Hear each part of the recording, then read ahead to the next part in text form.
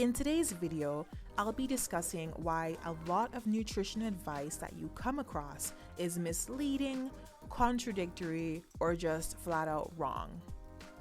Now, I do not think that there is some great conspiracy taking place to make people sick and keep them that way, but I do think that due to flaws in the way that we sometimes interpret data and how information gets passed on to the public, people, even those with good intentions, end up sharing information that is not quite accurate.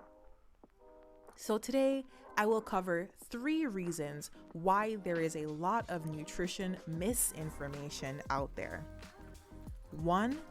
Human beings like quick fixes, and we have always been drawn to those rather than long-term strategies for improvement. 2. Food companies use nutrient-focused claims to sell products, ignoring overall nutritional quality. 3. The people giving nutrition advice are usually not the people trained to give it. Topic 1. Human beings like quick fixes. Or rather, we like to follow the path of least resistance whenever possible.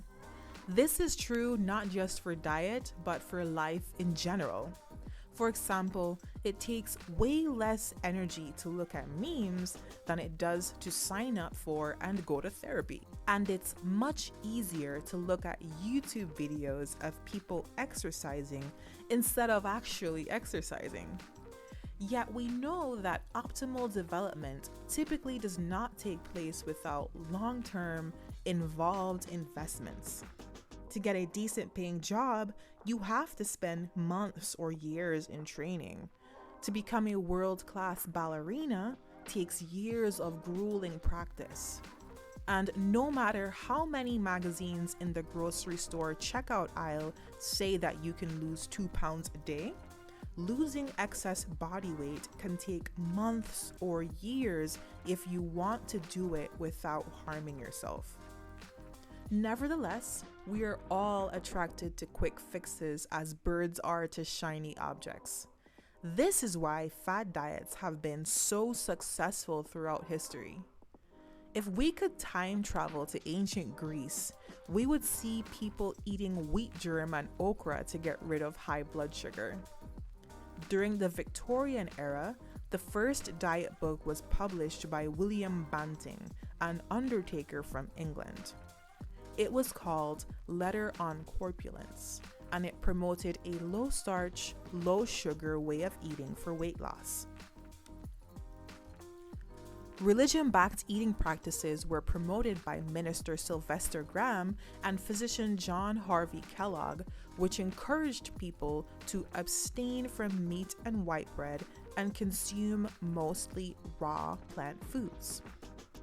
While their approach may have been non-traditional and highly focused on reducing people's sex drives, they were undeniably on the right track. Furthermore, their influence remains in the present day. Graham is the namesake of the graham cracker, and Kellogg became famous for, you guessed it, cornflakes. In the modern day, we have teas that claim they will give you a flat stomach or otherwise obliterate your colon in 2 weeks. Super low carb diets, carnivore diets, and meal replacement shakes. In my practice, I have had clients who have told me wonderful stories of losing 10 to 20 pounds following the keto diet, only to regain that weight and then some months later. This does not mean that they didn't try hard. It just means that this way of eating, for most people, is simply unsustainable. If you're considering following a diet that does not allow you to eat any of your favorite foods, not the low-fat version or the sugar-free version, but the real thing, then odds are that you will not be following that diet for long. Balance really is key for finding an eating pattern that works for you. Topic 2. We are always being sold to advertisements on social media, billboards, and radio are all trying to persuade you of something and push you to buy a product or a service. In the food industry, persuasive claims often have to do with the particular health benefits that a food may offer. The Food and Drug Administration, or FDA, reviews these claims to make sure that they are backed by scientific evidence. This regulation came about in 1990 with the Nutrition, Labeling, and Education Act and was meant to ensure that health claims on food could be trusted by the public. However, human beings are clever, and we always find ways to jump over the hurdles that we ourselves put into place. One way that food companies manage to make perfectly legal yet not quite true health claims is by focusing on single nutrients or ingredients rather than the whole food. Our product is made with 100% of your daily needs of vitamin C. Yeah, but it looks like it has a lot of added sugar, like more than half of what one person needs in a day. Yes, but antioxidants. Great, that's great, but what about the lack of fiber? I mean, we added 1 chia seed to each chip. Okay. Take, for example, a popular drink like Sunny D. If you go to their website, you will see that Sunny D is advertised as having 60 calories or less and 100% of your daily needs of vitamin C per serving. So right away, it seems like this is a low-calorie beverage that is great if you're trying not to consume excess calories, which will also give you lots of antioxidants. But then when we scroll down to the ingredients list, we see that the first 2 ingredients are water and high fructose corn syrup. Lower down on the list, we see it contains yellow number 5 and yellow number 6. It actually contains only some small percent of orange juice.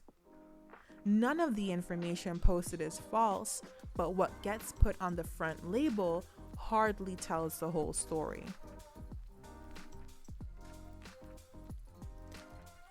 Instead of focusing on nutrients, some companies take the approach of coming up with names and labeling patterns that make their products sound more nutritious than they actually are. Nutri-grain bars, for instance, have half of the word nutrition in them, so they conjure up an image of health.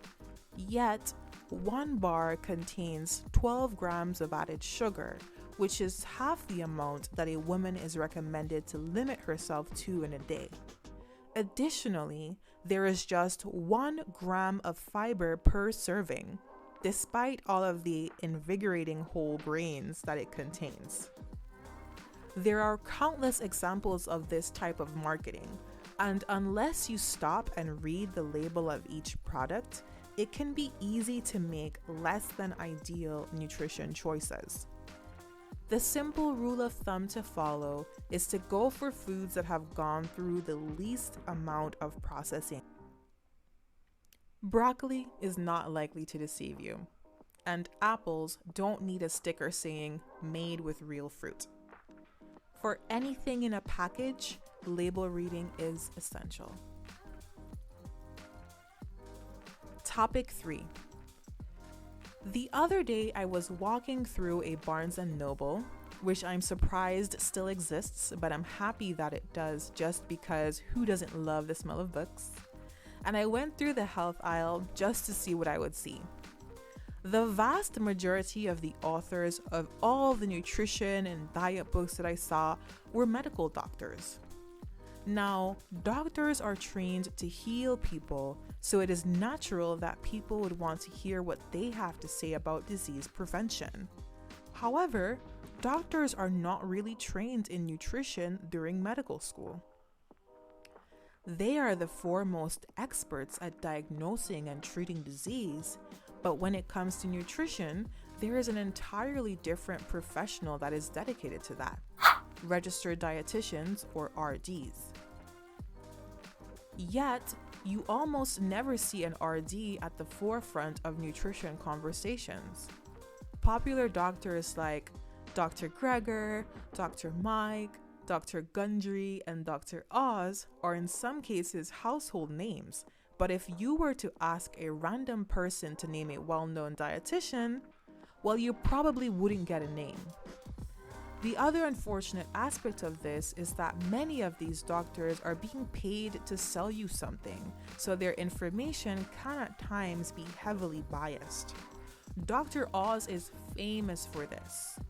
Despite being a brilliant triple board certified cardiothoracic surgeon, he is well known for shunning scientific fact in favor of pseudoscience, which has made him a millionaire.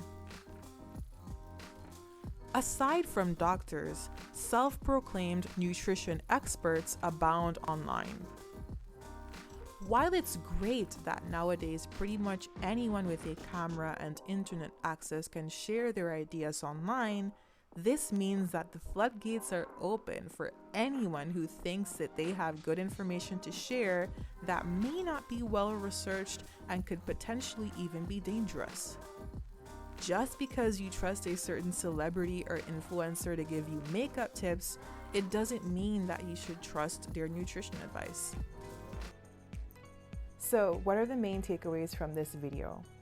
1 is to do your best to stay away from unsustainable diets.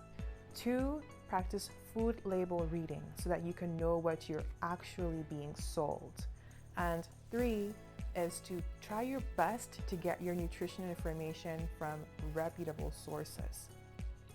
So that's it for this video. If you learned anything new or think that someone you care about could benefit from this information, be sure to share the video, like it so more people can see it, and subscribe for more nutrition content.